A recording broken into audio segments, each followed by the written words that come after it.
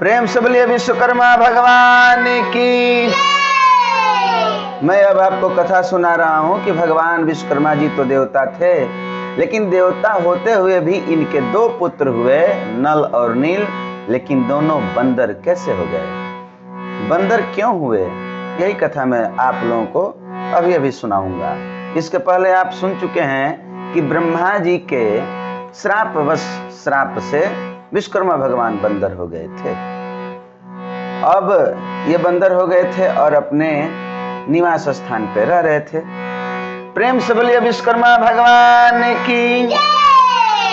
इसके आगे का कथा आप ध्यान पूर्वक सुनिए।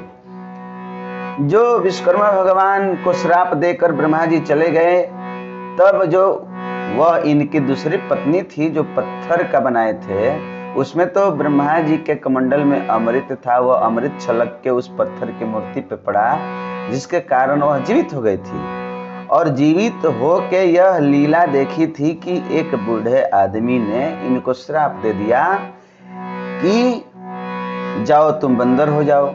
और यह पत्थर की मूर्ति थी, इसके सामने ही विश्वकर्मा बंदर हो गए थे। अब ये तो जान चुकी थी कि यही हमारे पति हैं, इन्हीं से मेरा विवाह हुआ है। और सब चेतना हो गई थी, पत्थर की मूर्ति थी लेकिन जीवित हो गई थी।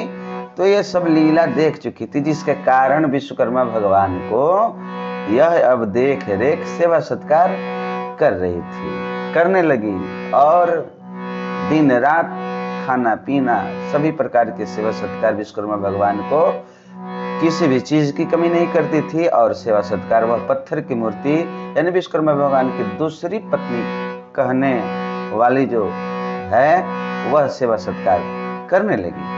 प्रेम से बोलिए विश्वकर्मा भगवान की।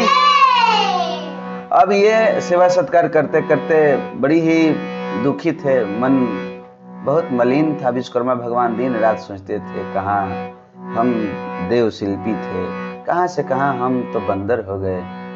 ये क्या हो गया, ये सब समय का खेल है। समय क्या नहीं कराता है, समय बहुत बहुत कुछ लीला रचता है। यह समय का चक्र है, यह दुनिया, यह संसार, यह है सभी समय का रचना है। समय ऐसा आता है कि कभी मित्र दुश्मन बन जाते हैं, और समय के ही चलते कभी दुश्मन मित्र बन जाते हैं। यह सब सोच रहे हैं विश्वकर्मा भगवान। समझाती है वह दूसरी जो पत्नी है पत्थर के मूर्त वाली, समझाती है क्या दुखी हो रहे हैं, ठीक से रहिए। अब तो ये आपके ऊपर श्राप है, अब श्राप का निवारण नहीं होगा तब तक आप तो इसी रूप में रहिएगा ना, तो चिंता करने से कोई फायदा नहीं है, आप हंसी खुशी से रहिए। तो ये बात अच्छा लगा विश्वकर्मा भगवान को, और उस दिन से विश्वकर्मा भगवान हंसी खुशी से रहने लगे। प्रेम से बोलिए विश्वकर्मा भगवान की।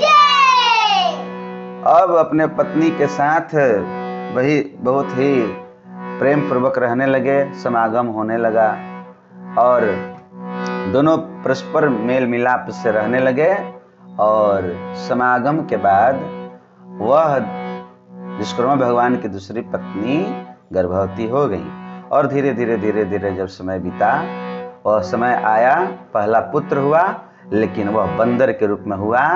और विश्वकर्मा भगवान समझ गए कि ये श्राप बस जो मेरा शरीर बंदर का है, तो मेरे चलते ये पुत्र हुआ, इसलिए ये भी इसका भी रूप बंदर का हो गया है।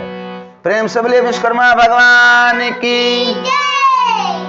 उस पहले पुत्र का नाम नल रखते हैं विश्वकर्मा जी, और लालन पालन करते करते और दिन बीतता जाता है, ये पुत्र पहला बढ़ता जाता है। और वह भी समय आता है कि फिर समागम होता है दोनों पति पत्नी में, और सहवास के बाद फिर दूसरा भी पुत्र होता है, वह भी बंदर के रूप का।